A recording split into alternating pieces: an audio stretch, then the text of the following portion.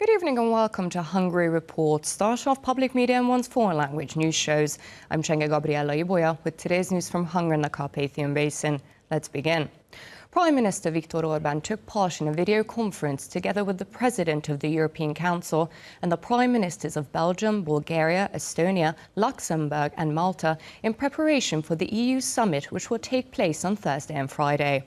Viktor Orbán agreed with the EU proposal to grant Ukraine and Moldova EU candidate status.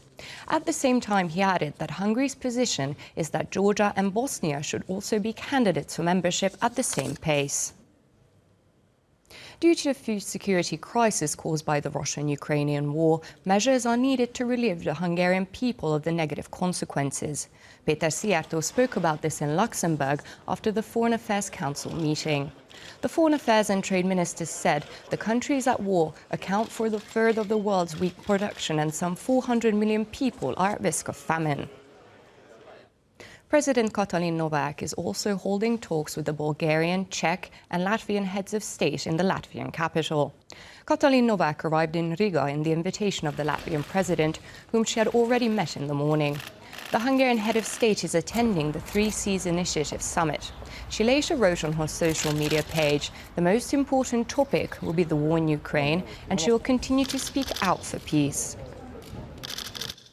The relationship between the Jewish denominations and the Hungarian state is perfectly settled in Hungary, Zsolt Semjén stated at the conference of the European Jewish Association, which is now being held in Budapest.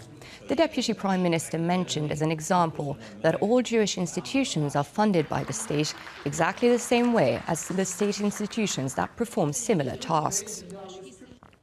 Prime Minister Viktor Orbán welcomed Thomas Bach, chairman of the International Olympic Committee, at the Carmelite Monastery. The sports leaders participating in the meeting praised the role of Budapest as an international sports capital.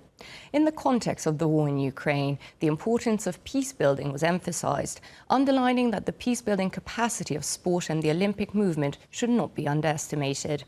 It was also mentioned that almost 100 Ukrainian athletes are now safe in Hungary. And that's all for now, but don't forget you can catch Hungary Reports every night after 11 o'clock news and online as always. Do stick around and watch our German, Russian and Chinese language news. Thank you for watching and have a lovely evening.